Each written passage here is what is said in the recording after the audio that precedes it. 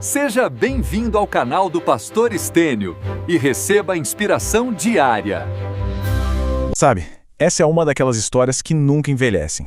Uma história sobre riqueza, sobre propósito e, no fim das contas, sobre uma escolha que parece impossível. A gente vai mergulhar nela através de uma análise feita num sermão moderno. E essa é uma narrativa que nos força a encarar o que a gente realmente valoriza.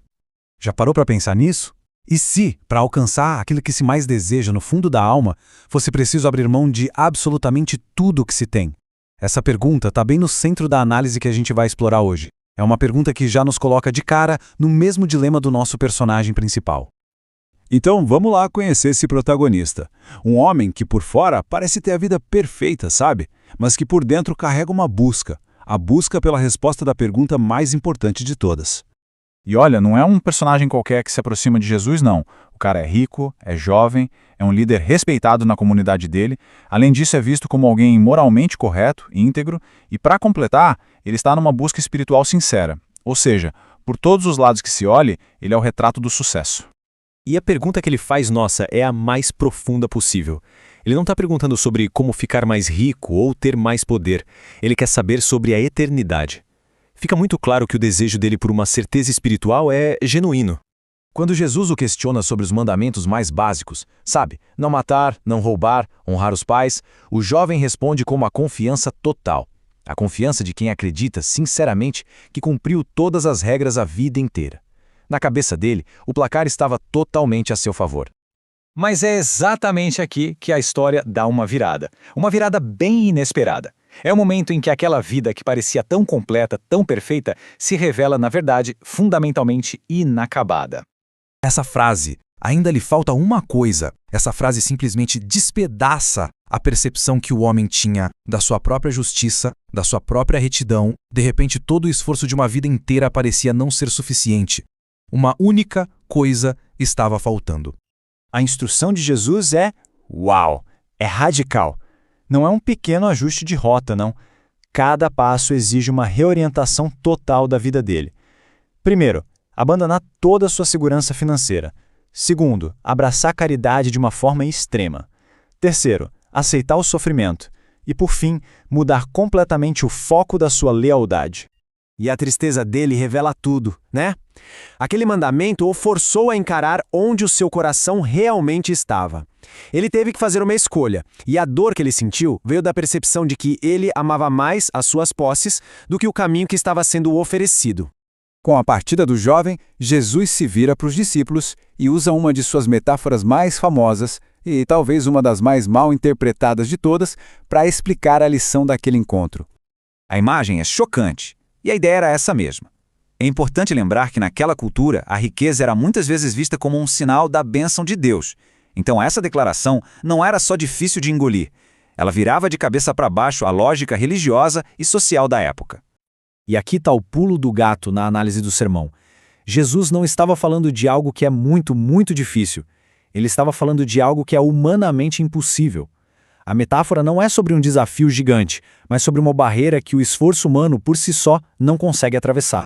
A reação dos discípulos confirma o tamanho do choque. Se nem os ricos, que eram considerados os mais abençoados, podiam ser salvos por conta própria, que esperança restava para o resto das pessoas? A base da visão de mundo deles foi completamente abalada.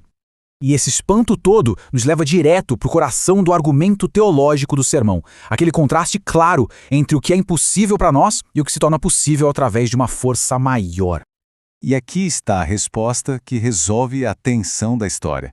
Ela tira o foco do esforço humano, que a metáfora do camelo mostrou ser inútil nesse caso, e coloca o foco no poder divino, que é capaz de realizar o impossível. A salvação, nessa visão, não é uma conquista, mas um presente.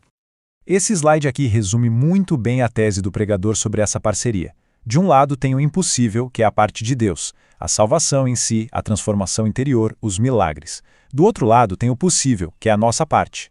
A ideia é que Deus não vai fazer por nós o que nós mesmos podemos fazer. A gente pode assumir a responsabilidade por nossas ações, pode fazer escolhas sábias no dia a dia, pode se dedicar a estudar e trabalhar.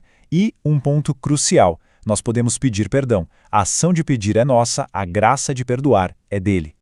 Isso nos leva ao conceito final, e talvez o mais poderoso de todo o sermão, A ideia de que o trabalho divino muitas vezes não começa construindo, mas sim desfazendo.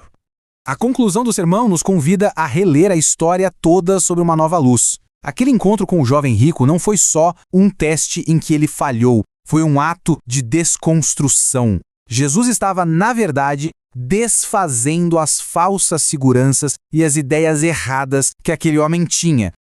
A primeira ilusão a ser desfeita foi a de que o homem servia a Deus em primeiro lugar.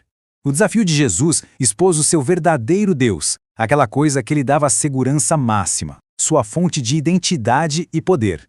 No caso dele, a sua riqueza. A segunda desconstrução foi sobre a própria ideia de salvação.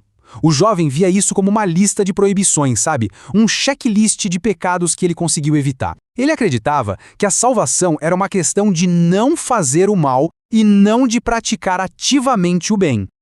E aqui está a virada de chave, sabe? Jesus desafiou o homem a sair de uma fé passiva, do não fazer o mal, para uma fé ativa. Não bastava não roubar, era preciso começar a dar.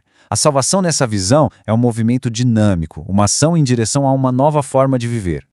E tudo isso nos deixa com uma pergunta para reflexão. Se essa análise estiver correta e o caminho para uma verdade mais profunda muitas vezes envolve desconstruir as nossas certezas, a questão se volta para nós. Quais são as nossas riquezas? O que é que estamos segurando com tanta força que nos impede de seguir um caminho mais verdadeiro? Esse vídeo foi produzido a partir de uma das mensagens do Pastor Stênio. Se você foi abençoado, deixe o joinha, compartilhe e siga.